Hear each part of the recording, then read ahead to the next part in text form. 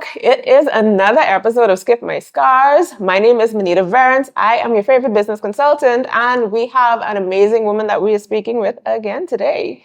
Let's go ahead and tell people who you are. My name is Christal Mackey. They call me Peachy. I am the owner of Peach Fit Studios and all females gym here in Nassau, Bahamas. And it is a pleasure to be a part of Skip My Scars. Yes, she has me looking fit today. Yes, so I love what you've built. It is clear based on your community, based on all the things you see in the media and just even on your socials, that there is a movement building of women that care about fitness, care about how they look, care about their health. And I am amazed to just see the way that it's just being pushed and driven in the community. What I want to know is what it takes to become someone that builds a movement, because many people, they have jobs, they are tons of fitness trainers, but not everybody can build a movement. So take me back, so what it was like to be a child that eventually becomes a woman that does this. Okay, so I grew up with a two-parent home with my three sisters. Again, I didn't see all of this coming. We grew up, my parents have a construction company. Prior to being a full-blown construction company was also where we lived. So we lived in the back and construction was in the front. So we grew up in Ridgeland Park, and we went to Ridgeland Primary. So life was in, Silver Spoon. We had to walk home from school and stuff, my sisters and I. And so we grew up very chill, playing in the yard, playing marbles. So it was a fun childhood. Yeah. And then when I went to junior high school, I believe that during that time would have been where I may have possibly gotten sidetracked. And that's why I tell people it is important, the company that you keep, because during that time, as put together as I look right now, people will not believe I graduated with a 1 point from junior high school. Wow. So after that time, my mom would have gotten completely frustrated and been like, you know what? I'm just changing schools. I'm changing the entire dynamics. And she moved my younger sister and I into Aquinas College. During my time at Aquinas College, as kids, you still have that little rebellious in you and this, that, and the next and what's not. And I, still kind of sidetracking, still doing things my way and stuff. And Mama Peach, a lot of people love her and that name now, but a lot of people don't know that she had her disciplinary ways. And during, high school and stuff, I got frustrated a lot. And that's how I got into that's where I think I got a love for fitness, because funny story is, I would literally go to school and it was like trying to break me out of this low grade average and stuff like that. So it's like, what can we do different? So she made the sacrifices, because we didn't always have it, but she made the sacrifices for me to have afternoon classes and stuff to make the extra work happen. But then she realized, I still wasn't, putting the effort in like she knew that I could have. So, a little whipping and stuff can do, right? So as a result of that, it almost like forced me into, whether you like it or not, you have to sit here and you have to get it done. And that's the thing that we have to appreciate about parents and stuff too, because even though I may have seen it as, you're trying to take my life away from me, you're trying to make me study and think all this time, it made me realize that I am a lot more intelligent than I thought I was, and I have so much more potential than I thought I did. So I think that played a big role in me becoming who I am, and it played a big role in me realizing my own potential in everything that I do. So I think having a great support system and just having both of my parents there and having such a close-knitted family would have played a role in creating a close-knitted community. That is so powerful. And because a lot of times you hear the stories about why people failed and, okay, this is the why. But then too, to understand the dynamics of what makes a successful person, a parent just being insistent. No, you're going to be excellent whether you want to or not. That is important, and congrats to your mom. Because a lot of times, we give choices. It's like, you can't force these kids. Them kids can do what they want to do. And that's what I tried. I thought I was going to do what I want to do, but it was like, not over here, darling. Not here. Yeah, that's a good woman. So now you're in high school and you're pushing forward now. Your mom has given you like no other alternative. You have to succeed. What did high school now, because I guess junior high was where you kind of rebelled and were in the wrong crowd. What did high school look like for you transitioning to, I guess, into the 12th grade? What was that for you? Well, first of all, the company was different. So the company that I kept was different. And so you have persons, because I believe too, and I tell persons all the time, even as an adult, you can tell a lot about someone by the company that they keep and the persons that they spend most of their time with. And I think, again, whilst we are not an image of the people around us, we feed off of persons that are around us. And I believe that because I surrounded myself with a different mindset of people and a different group of people, it forced me to see the benefits and the long-term benefits of actually applying myself and how this benefits me in of obviously the near future, because now you're realizing that you're not going to be in school forever. It's going to be time for college. Your teachers are pushing it in your head. Your parents and everyone is pushing it in your head. And you don't want to look bad, because in the school where I was, there were so many top performers. It's almost like, whilst I knew, it's almost like I always knew that I had, I don't want to say like a competitive mindset, Yeah. but it's like, I'm not going to be the worst at nothing. Yeah. You know what I mean? Like, you may not always end up the best, but I know I have sufficient potential to be above, to be amongst the best. Awesome. And so that change of scenery was exactly what the doctor ordered. That's Yes. what you needed. So how did you graduate and then transition into your first career choice? What prompted you to go in that direction? Yeah, so like I would have said, in high school is where I, again, those whooping is where I realized how much of a love I had for numbers. And, in high school, you have electives and stuff. And after passing all of my BGCSEs in business, passing them with either A's or B's, it almost like you fall in love with this type of thing. So when I started college, you almost like you travel within what you were already used to. And I think that's what I did. Like, it just looked good on you. It felt good. And in banking is a form of service. And for me, I always loved serving, for lack of words. So it's almost as if I always felt like in that role, I was helping people. So it became less numbers. It's like you study numbers all this time in school, but when you actually get in the banking industry, it's all about serving people. And I think that's what I liked more about the career than the numbers itself. And so you're in college now.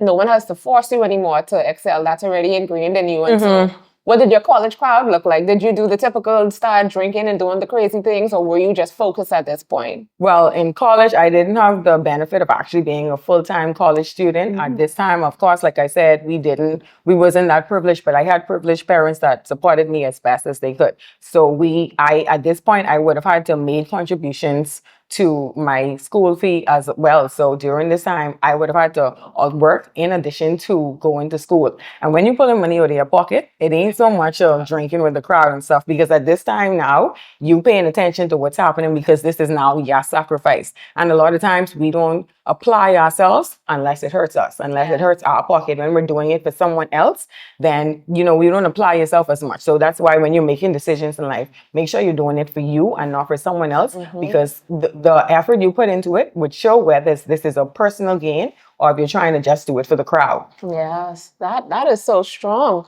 because a lot of times people they go to college and they put mediocre effort because they're doing it for their parents, because like you said, they don't have any skin in the game. Yeah. They really don't care. Yeah. And so it is so important to make sure, even at that young age, you might still even be in the teenage, you might even be 20 yet, but to be committed to making sure you're going on a path, even if you don't end up using that particular degree, at least it was something that you wanted to learn about. Yeah. So you can put that effort in. So that is a really good point. And I can tell you from as you grow older, you have more of an adult mindset, and now you're able to appreciate others' sacrifice. Yes. And at this point now, I'm realizing how much my parents would have sacrificed for me to be able to be who it is that I am. So whilst I'm doing this for me, it's almost like a part of my gratitude and a part of my self-satisfaction is seeing you look honored, seeing you feel honored by what I do. So whilst you don't do things for people, it's still for me, because it's like I need to feel like I've done something for these persons who have sacrificed so much for me. So almost like I owe you this, you know what I mean? Yeah. But it's still for me. Yeah. But I want you to see that everything you did wasn't in vain. Yeah, You know what I wasn't mean? wasted. You don't go on and leave and get caught up on things for nothing. I'm going to do my part.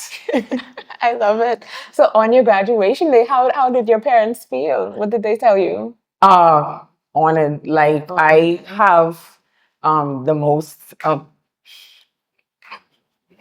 Oh, take your time.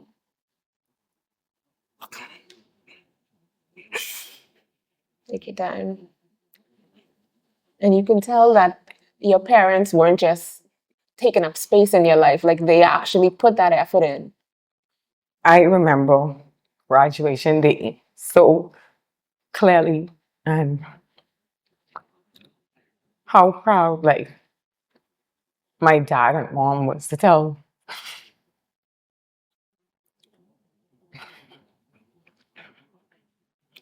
everyone that, like I was graduating and stuff like that. And, like bringing, and he was older, so it's like bringing all his friends and telling everyone, my baby girl graduating and stuff, and seeing how proud it made them. It almost like pushed me into career to know that failing isn't an option, because this isn't just about me. And just seeing how proud it made them was almost like a feeding gap for me. You know what I mean? That is amazing. I can imagine the pride that your family took to be able to share that news everywhere, and then the way that that probably fueled that career now when you're transitioning. Because to see that, I mean, you want to push even more. Like for me, I know my mom wasn't particularly functional as I was coming up, but I had siblings that I was like, hold on. Yeah, my parents weren't functional, but they're there. So I'm going to push and I'm going to try to make them proud, because that was everything for me. So I totally get what you're saying, the way that it would cause you to want to try harder and to do more. Yeah. So now you've transitioned out. Now you're into the full world. I mean, because like you said, we were working before. Yeah. Now you're an adult. Yeah. You're out of school. Walk me through what it was like getting that first job. So my first job out of school was a contractual job going into banking, just letting them know I am studying banking. So anything give me just to get in. So I started off filing, calling, just making calls saying, hey, can you pick up a card? Putting A with A, B with B, and C with C, but still appreciating the opportunity just to be in the banking environment and being around people with coat suit and stuff like that. And just saying, this is what I want at some point in my future. But I believe, I don't even know what to say, because my career was so faith driven that I knew that I wouldn't say that I didn't have like tough times in my career, but it was always obvious that there was like an angel and a shadow like guiding me through stages in my career. And crazy thing, like when you start banking, you would go through like training. You would have these training classes, and they would be like, this is what you do in the event of a robbery, in the event of this. But you're not paying no mind to it, because it's like 1 in every 100 people is actually going to experience a robbery whilst they're a teller or working in the banking industry. I promise you, literally probably about 3 months in, I'm like, ain't no way I'm a part of a bank robbery. Oh my God. Right? So I'm like, you know what? Bad career choice. Mommy, I can't do this. My heart is too tight. And she is the stern parent. So she is like, this is what you plan to do. You're going to do it. But my daddy, he's a lot more passive. If this isn't what you feel, as if you don't feel safe here, daddy got you until you figure out your next step or whatever. But again, I felt like, this ain't gonna break me. Let's see what else is in store. And there was so much more in store for banking that I'm just appreciative that I didn't allow that opportunity to stop me, because I had a time. A time was really hard. 3 months in, I tell you, right? And it's like you almost have to live in everything that you practice. Like you remember them saying, do not, don't play crazy. Just give them what they ask for. So everything is so fresh. Just open the drawer, let them take it and stuff. And then I can't believe I was a part of that. It's like, this is crazy. Wow. And that is so crazy, but it's so on purpose that you were actually able to find it in yourself to stick it through. The average person would have been like, no. Yeah. Because this is too soon, and I don't have that much horse in the race for me to be going through this. There's a lot more things I can do with my time than be here. It was being a robbery. Yeah. So now you got past the robbery, you pushed into the career. Tell me what it was like being able to navigate that. And why I said it had to been like very faith driven. A lot of positions, teller and stuff in banking, you would hear people say, a lot of roles you have to stay in for so long before you get an opportunity. But I feel as if every role that I was in, there was less than a year opportunity for me to advance. And this happened with the first institution that I was in, and in the second institution that I was in. And when I went to my second banking institution, the role that I got wasn't a role that I have ever had experience in. And my resume, I felt like looked so good because I have all of these different roles that I've played in banking. And I'm like, see it here. I deserve this, and they looked at me, and I remember my manager, and I appreciate him to this day because a lot of times people see things in you that you don't see in yourself. And a simple conversation alone can allow people to see your hidden potential, your hidden gifts and stuff like that. And from one interview with him, he said, I see all these stuff that you could do, but I have a perfect role for you. And I want you to go into sales. And I'm like, that don't make sense. I've never done sales. Wow. I've done a lot of other stuff. Can you give me an opportunity with these? And he said, I appreciate that and I can see your potential with all of these, but I got a perfect role for you. I want you to do sales. Oh, wow. And I'm like, boy, I'm going to take this opportunity, but I always believe that I have a direct communication line with God. And I told him, you gave me this bad opportunity and you told these people to call me because I didn't go looking for a job. You gave these people my number and tell them to call me. Don't let me get embarrassed on this place. Do not make me look bad here because you ain't gonna never make me look bad. And I promise you, from year one to the year that I left, for all of the years that I was there, I was the top performer. And I've met persons that were there 10, 15 years. So to a lot of people, it looks like something that cannot happen. So I feel like I've always been used as the almost like the living proof and the vessel to show people that these things that I say could happen can happen. And a lot of times it's a difficult role taking on that responsibility from him because it comes with a lot of backlash. You know what I mean? Because to a lot of people, this isn't fair. Exactly. And I agree. If you ask me, it really isn't fair. But again, I understand that it's not all me. Because there is no way human power can just come from the bottom, move up, move up, move up, move up, move up without the help of the Lord making all these things possible. And I believe just by being a genuine person and having a good heart, even in what it is I do now with sales, I barely had to work, just persons grasping to my energy. My clients did all the work for me. And even here now, I feel so blessed because I feel like it's the exact same thing. And God just using me as an opportunity to tell people, trust me and I got you. Wow. What was something that you had to overcome? Because just like with Joseph, his brothers threw him in a pit. It was like, well, there's too much favor now. So did you have any experiences like that? Or it never got a chance to come that close to you? It did, until there were moments when I would feel like so broken and like you can't show it. So I'd go in my manager's office and me and him would, we'd have our 1-2 conversations and I would break down and I'd be like, because we had this competitiveness at our job. And because I was his top performer, he would always tell people how good I'm doing. Like my girl is, doing so well. My branch is on top again and stuff. And sometimes I'd go in his office and tell him, I don't want you to tell people no more how good I did last week. I want you to stop telling persons that I had the top numbers and stuff like that because it's making people treat me bad. It's making people say, I didn't play fairly to get this.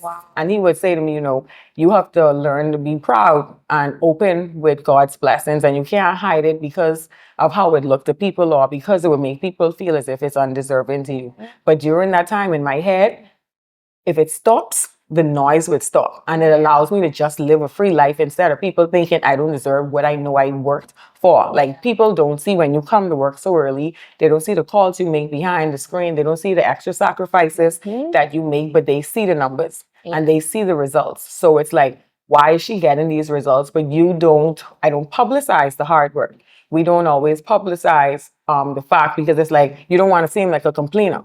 So it's like, I'm not saying I can't stand the fact that I have to come here so early and do this. I can't stand that I have to do that. But when you don't do that, it makes people believe something falls on your lap. And when people believe something falls on your lap and they've been doing it so long and it never fell on their lap, they believe you did something that should not have been right to get it. And it's not a good feeling. So for me, I just wanted it to stop. So stop telling people I'm doing good so that they can stop feeling like I don't deserve it. And it's a bad place to be. I believe that you should always be open and be willing to show people how good God has been to you because there's somebody who got to believe that there's still someone out there who's doing good things. Exactly. And like you said, even back to scripture, we're supposed to be a city on a hill. We are the light of the world. And so if you're not doing something where people are like, wow, that's possible. Wow, what is that? You're supposed to be different, a peculiar people.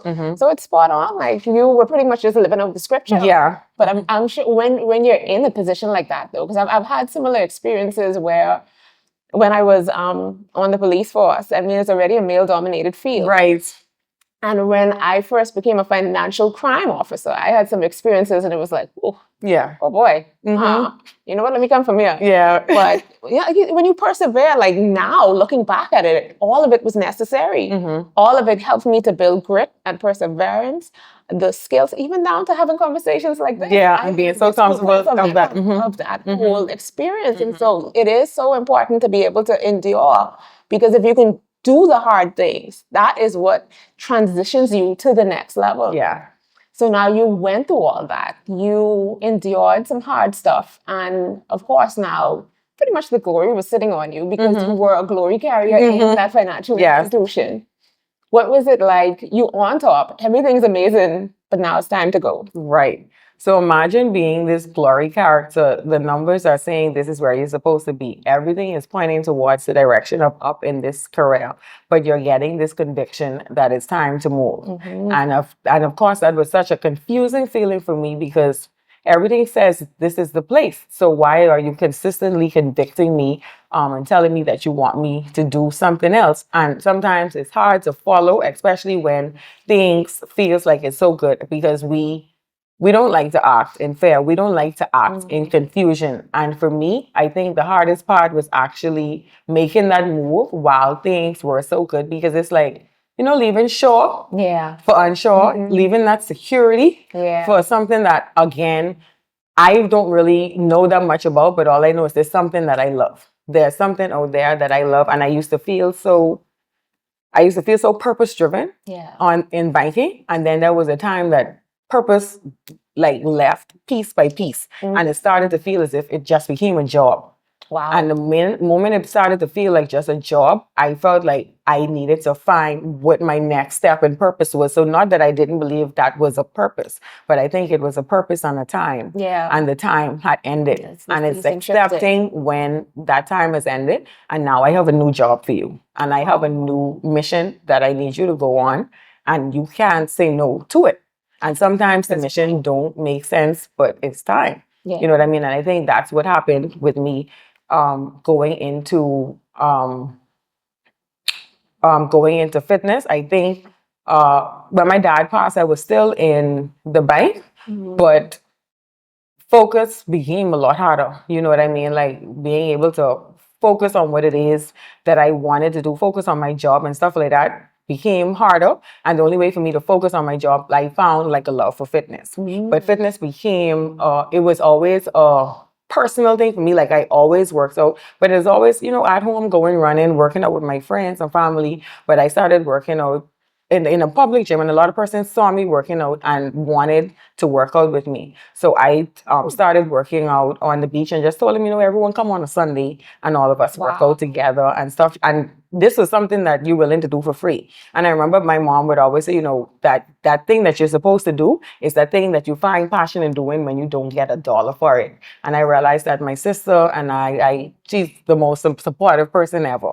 And whatever it is that I feel like I want to do, it's just like, let's get up, let's go and do it. And every Sunday we would go out and just host these workouts just for women to feel as if there's movement inside their body. And the more we did it, the more persons reached out and, asked to work out with us. And during me becoming more healthy and working out so publicly, it was that time when my mom started working out also. And she didn't grow up with a healthy mindset, you know what I mean? She grew up like, we have 5 carbs on one plate. Yes. 5 carbs, 3 meat. And that's not a healthy meal, but that's how we grew up. And so she suffered from, high blood pressure and stuff. And we went through so many health challenges that I believe health and fitness, like she's been in a coma. We've told that story so many times, and just watching her there on that bed, not being able to, respond to us and stuff like that. And the hearing doctors tell you, if you don't start moving your body, this is going to become a life-threatening risk. And you know what I mean? At that time already, not having another parent that you would have lost after having, such a close relationship with them, it became, so scary to know that she's at risk now. Yeah. So now it becomes, I don't have a choice, because now me and her at first was the only persons, going to the gym, and every single morning, even if you're tired, she knocking on the door, hey, time for us to go. And because I could have seen the love that it was growing in her from somebody who never had a love for fitness, I realized that it's so many other women that if they just start, it could change their mind, it could change their body, it could change the where they are in their health, and even therapy and stuff. And even with the gym, so many women would come up to me and say, how it cost them to be better at work, just cost them to have a better mindset. They were going through so much, having suicidal thoughts and stuff like that. And so I tell people, having the thought that the gym is a place for a physique is played out. The thought that we come to the gym, for a body, that mindset is way beyond played out. Like, the gym has so many other positive benefits than actually giving you a better look. Anything you do long enough, a change is going to come. Yeah. So of course, if you're in the gym consistently eating good, the body is going to come. You don't got to worry about that. But it has so many other benefits on the mind, changing the way people think, making persons feel more confident in themselves. And just like you said with the police force, such a male-dominant industry. Fitness, as you know, and the gym has always been a male-dominant industry. But just watching as the days go by and months go by, and just watching in our community how women are falling in love with their bodies again and falling in love with health and fitness is a great and amazing feeling for the entire country, and everyone benefits from it. That is so powerful. Because there are so many, I'm sure we lead, I don't remember all of the statistics, but we definitely lead in a lot of chronic illnesses. And so to be able to, just because out of a love and to see the need in your own family and see what was happening with women around you that gravitated to you to answer that call, that's really powerful. And it was almost as if destiny was just and it's like, okay, now, it's this time now. Yeah. And you answered it, because a lot of people would see that. They would understand, okay, my love for banking has left. The passion doesn't feel there anymore. Purpose doesn't feel like it's here anymore. But let me stay so I can make sure that money. Check.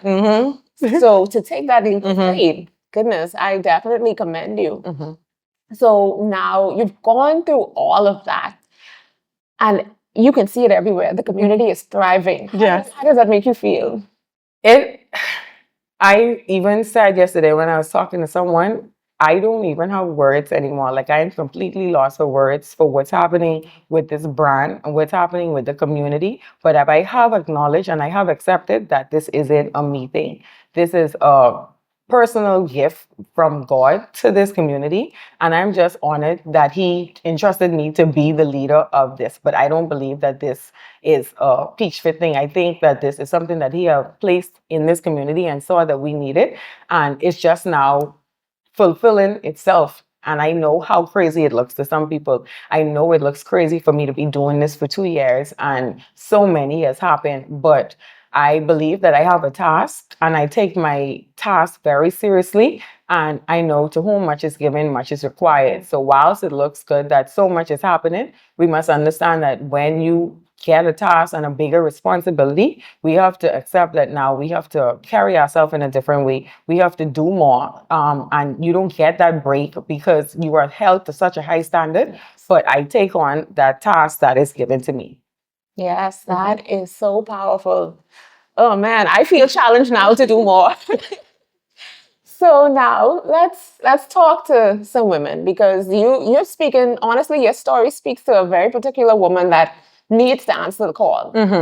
What scar would you encourage the woman to skip who has destiny knocking at the door, but they stenching on cracking it open to see what's next? What's the scar you're telling them to skip? I would say skip the scar of fear and the scar of procrastination and the scar of needing somebody to tell you it's okay, or needing that assurance, I would say, needing that assurance from the general public or from someone, or needing for someone else to see in you what you've already seen in yourself. So we procrastinate and we don't believe in ourselves, but I believe genuinely, and I don't know everyone's faith, but I believe that we serve a God that is able to do exceedingly and abundantly above all that we can ask or think. And He wants us to live these purpose-driven lives. He wants us to live within our gifts. And I believe if you find that thing that you love and that you believe that you would do without payment,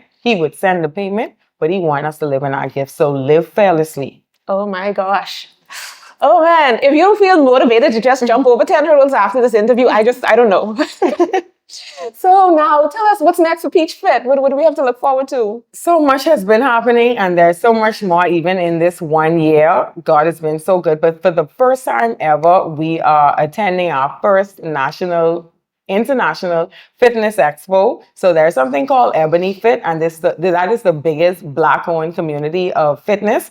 And they go to different parts of the United States. And for the first time ever, they are inviting the Caribbean to be a part of their team. And the first Caribbean team that they would have chosen is small Peach Fit that would have just grown over a little over 2 years ago. So my team and I are extremely proud and extremely excited just to be a part of that. And I kid you not, I am just so grateful for just even the team that I help, and persons don't understand how important support is. Just having that support, like I feel like I help on an entire armor just because of the girls that I help going along with me to call my team and to call my partners. So we are overexcited. Between the 6th and the 9th of November, we are going to be in Atlanta, Georgia, showing up for the Bahamas and just giving them a feel of what Peach Fit is like and what the Bahamas is like. And then after that, we come back home. Island Luck Fitness has officially started their annual Fit Fest. Last year was the first one. That was amazing. We would have hosted the workout session out there, and it was so great that they called us back. Like it was definitely a time. So on November 15th, when we come back from Ebony Fit, we will be hosting the workout at Island Luck Fit Fest again at the College of the Bahamas, now UB. I think it's from 7 to 1 p.m., 7 a.m. to 1 p.m. It's for free. So if you need something, to start up your fitness journey, there are going to be so many other vendors out there, health and fitness vendors, all from the Bahamas. So make arrangements and make plans with your entire team and be out there. It's so much happening in this country, and I'm just so happy that the Bahamas is now taking health and fitness seriously, and you can see it everywhere. Yes. Oh man, it doesn't get any better than that. If you need to dip your toe in the water and find out what this Peach Fit community is all about, you have the opportunity. So thank you so much. Thank you guys for this opportunity. Definitely. This has been amazing. It has been. So definitely, I want you guys to take care of yourself. Make sure you drink some water, mind your business, and help somebody else skip a scarf. Thank you. Bye.